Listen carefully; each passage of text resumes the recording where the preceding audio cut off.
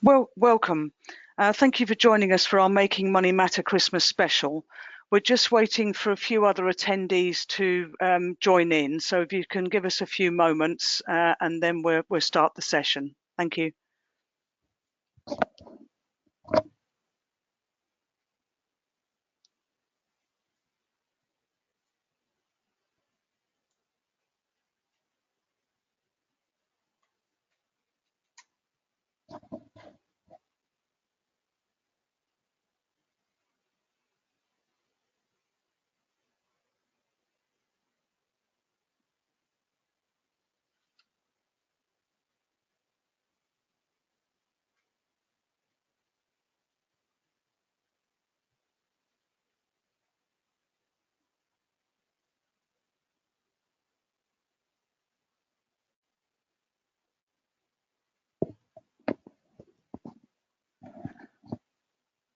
Okay, well, welcome everybody. Again, thank you for joining us for our Making Money Matter Christmas special. My name is Jane Goodwin and I'm the Area Services Manager for the South East with a speciality in debt and money advice. I'm joined by Kevin Philby, who's our Head of Innovation and Service Design, and who'll be providing technical support, and Elaine Jeffries, our Head of Money Services, who will be on hand later to help answer any questions you might have. For those of you that have dialed in, welcome. Although you won't be able to see the slides or participate in the polls, we will be talking through the slides and providing a PDF version that you can download after the session, and that will be available to everybody who's joined us. For those that have logged in through either a phone or the internet, you can interact with us by clicking on either the question mark or the orange box with an arrow in the top right of your screen. And there you can find a page icon which will enable you to download the handouts. There is a live chat function, so you can type in questions which we will endeavour to answer. We can't answer personal questions during the session, and if there's a frequently asked question, we will be posting that on our website for everybody to see the answers. Okay. So I work for the Charity for Civil Servants in the Money Advice and Guidance team, and help people to manage their debts and budgets, as well as giving advice on priority debts and all forms of insolvency. The team has specialist advisors in England, Wales, Scotland and Northern Ireland, so wherever you are, we can help you. To start off, let's see how you think you are with planning your Christmas spending. So it's just a short poll. So in a moment, you will see some questions coming up on your screen. And if you can click on the answer that most corresponds to how you feel about your Christmas spending. So the answers are: I'm always careful with what I spend, I try to stick to a budget but sometimes overspend, or I don't think about budgeting, it's Christmas. Okay, so we've got those results in fairly quickly, and the majority of people try to set a budget, but sometimes overspend, with the rest saying you always plan what you spend. So that's a good start, and obviously people do think about their budget over Christmas, and nobody just throws caution to the wind and spends whether they can afford to or not. What's the true cost of having a perfect Christmas? It might be the season to be jolly, but many people find themselves under financial pressure to provide the perfect Christmas, whether they can afford it or not. Television and retail advertising portrays what is, for many, an unrealistic version of what Christmas should be. This can be compounded by expectations from friends and family and pressure from social media. We all buy into it. In 2007, half of all households with children reported significant financial pressure over the holiday period, and more than 3/4 of people stated they would be making sacrifices to buy gifts. Last year, on average, people spent £342 on gifts, and with 303 of this going on credit cards. 14% of people took out an unsecured or a payday loan to help with the cost of Christmas, and 1 in 10 postponed their mortgage or rent payments. How to have a Merry Christmas without the January hangover. Christmas can be a difficult time. Even the most careful budgeters can be caught up in the magic and end up paying for festivities long after the decorations have been packed away. For some, this can mean unpaid priority household bills, which can lead to serious problems. For others, huge credit card bills and a Christmas hangover, which lasts for months, with some people still paying when Christmas comes around again. So with just 2 paydays, 11 and a half weeks, or 82 days to go until the big day, let's plan to make it as stress-free as possible. Start planning now. The key to successful Christmas is planning. Get your calendar out and take some time to think about what you'll be doing and how you'll be spending the Christmas period. This could mean not just planning for the day itself, but by buying presents, food, drink, decorations, cards, but you also might need to plan for traveling to see family and friends and Christmas parties. Everyone has their own way of celebrating, so think about how it will help. Think about it now to help take that pressure off. Use our Christmas budget planner to help get you started, and this is available to download from the page icon in the corner or through our website on the webinar link. So just to do one more poll, which is to find out what's most important to you. And again, you'll have some questions coming up on screen. So what's most important to you? Spending time with family, giving gifts, Christmas food and drink, socializing with friends. And those results are coming in now. You just give us a moment.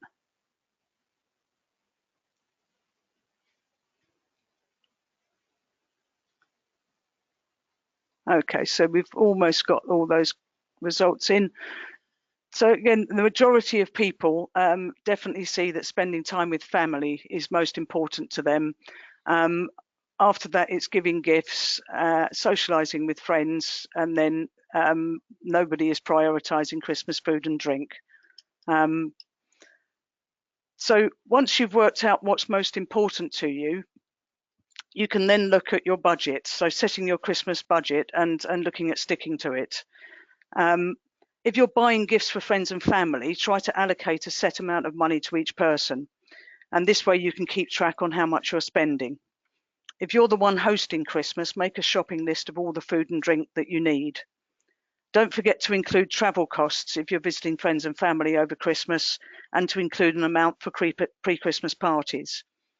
Divide the estimated cost by the number of weeks you have to go, and this is how much you'll need to have available each week to achieve that goal. You might have enough income and savings not to worry about Christmas, but what if your budget doesn't cover your plans? If your budget is tight, don't be embarrassed to speak to friends and family. It may be a relief to them too. One moment's awkwardness could save you and them money and stress and time. Money saving expert Martin Lewis maintains most people who've taken this step had a much happier Christmas. Mutually agree not to buy any presents or agree on a set amount per gift to keep the costs down. With work colleagues, you could try a secret Santa, so you only buy one small gift. It's more fun if everybody sticks to a set budget, as this requires more thought. Don't be afraid to ask what people want. 50% of gifts end up being charitied, given away, or thrown out. Consider doing IOU presents and then grab them in the post-Christmas sales. Make presents. It could be cheaper and much more appreciated. If you're the one hosting, spread the cost between guests by asking either for a financial contribution or for specific items like a bottle of wine or dessert. Savvy shopping. Carefully plan what you need and make a list. Do a stock take of what you already have, including decorations, cards, any presents already purchased, to avoid duplication. If you're traveling over Christmas and New Year, book tickets early to get the best deals. Advanced price tickets are usually cheaper. If you know what you're after, do a price check to make sure you're getting the best deals. And keep an eye out for Black Friday deals and pre-Christmas sales to pick up bargains. Many of the major retailers will have pre-Christmas sales, and you can often get up to 50% off. Remember, it's only a real bargain if it's something you want and it's a cheaper price than usual. Start a Christmas store cupboard and stock up on non-perishables in the lead up to Christmas. Many items of food and drink are on offer in October and November, then shoot up in December. Dedicate a freezer shelf to look out for bargains on fresh foods that can be frozen, and this will help spread and reduce costs. Use your loyalty points. They're not earning interest and they might come in handy for buying Christmas food and drinks or presents. Use unused gift card balances and make use of cashback deals. All this will help to spread the cost and reduce the cost of your Christmas. If you haven't already done so, check out the budget supermarkets. You might be surprised at the quality, and some seasonal goods can be bought for a fraction of the price of the major supermarkets. Try not to overbuy. Most fresh food will have a short best before date. Bear this in mind, particularly if you're spending time away with relatives and friends, so you're not likely to be eating at home. Plan your meals so you have enough but not too much to avoid waste. You don't want to be throwing food, i.e. money, away at the end of the season. And keep it real. After all, shops are only really shut for one day. Avoid delivery charges. Again, most online stores will offer free delivery if you can spend a set amount, so plan your shopping to try to avoid delivery charges. If you can, sign up for a free month's trial of Amazon Prime about a month before Christmas to get unlimited free delivery, then cancel your membership before the trial ends to avoid being charged. If you're posting cards and presents, plan early. Hand deliver as many as possible, but if you do need to post them, do it in good time to avoid possible extra costs.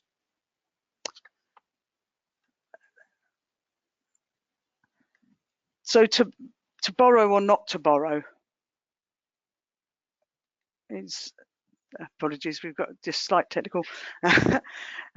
So you've planned and you've budgeted and you've spoken to family and friends, but you're still coming up short. Should you borrow if you can't meet the cost of Christmas? The advice would be try to avoid borrowing if you can, but we know that there's huge pressure to spend more than you can afford. So if you do need to borrow, look at your options carefully. Ideally, use an interest-free credit card and repay the balance within the interest-free period. Bear in mind you will need to pay back anything that you borrow, and if you borrow too much, you may find yourself facing financial difficulties in the new year. Try to borrow as little as possible and think about how you'll pay it back and how the repayments will impact on your usual monthly budget. And try to repay the borrowing over the shortest time possible, and this way you'll pay less interest. You can check out interest rates and repayment terms to get the best deals, and try to avoid short-term high-interest loans wherever possible. Compare interest rates on loans and credit cards to make sure you're not paying more than you need to. For more advice on borrowing, you could look at our Making Money Matter toolkit, which is available on our website, and I'll be giving details of that later on. Try to avoid salary advances. January is a long month anyway, and it's made even longer if you've been paid early in December. If you get a reduced salary at the end of January, this will only compound difficulties.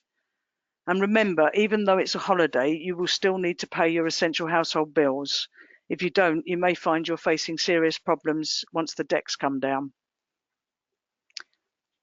And most importantly, enjoy.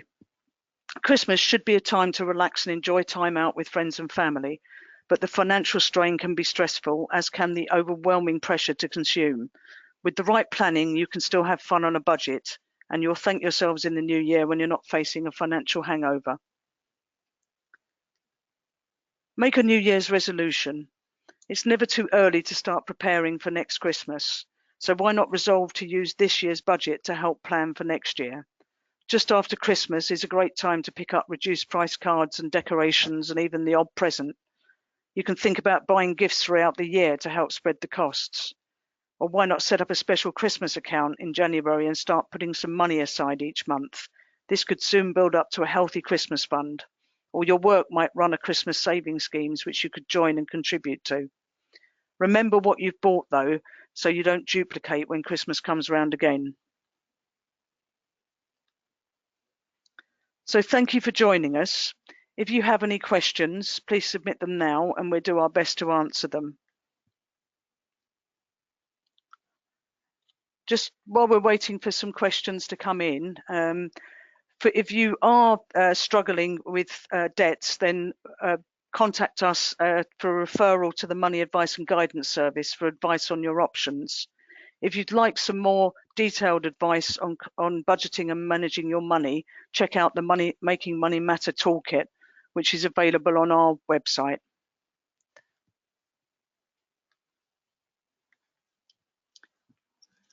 So just while we're waiting to see if there are any questions, we did have a few comments that came through prior to the webinar starting this morning. One person said it's worth looking at voucher code sites and that they've saved a fortune last Christmas using these different online stores. So that's certainly a good tip. And it's certainly worth, if you come across a product on a certain site, it's worth scanning to see if there are any voucher codes available. So that is a great tip. And somebody else said it's difficult at Christmas, but we should try and remember why we celebrate Christmas and not get so hung up on buying expensive presents and food. And one person did raise a question before we started, and they pointed out that last year their bank automatically let them go overdrawn at Christmas without them realising, and they didn't even know they'd had an overdraft, and because of that the rent payment bounced, and that caused all sorts of problems. And the question was whether there was a way to make sure banks don't do this. The advice on that would be, firstly, to check whether your account does actually have an overdraft facility. It might be that there was an overdraft facility that you weren't aware of. If there wasn't an overdraft facility, then banks should be letting you know if you're getting near to an overdraft if you haven't got an arranged overdraft. So it's worth checking checking with the bank whether that was the case. To really avoid going into overdraft would be, one, to check that you're on budget and keep an eye on your balance, especially around Christmas when there's lots of money flying out. The other way is that you can open a basic bank account which has no overdraft facility, so that wouldn't enable you to go overdrawn.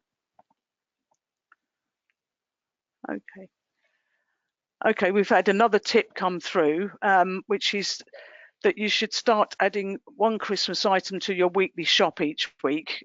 So put a Christmas pudding, tin of chocolates, present on top of the weekly food shop, and then it's less likely to be noticeable. And that really is a great tip, and it's a good way of spreading the costs as you lead up to the Christmas season.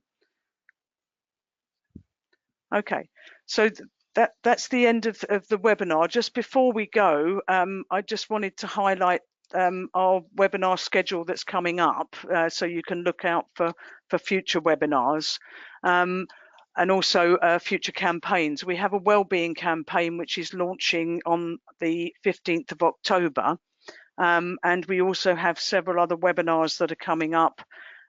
We have one on the 10th of October, which is World Mental Health Awareness Day. We've got one on the 17th of October, which is for caring. We've got one on stress and anxiety and depression for managers on the 1st of November. We've got two Talk Money webinars coming up on the 13th and the 15th of November.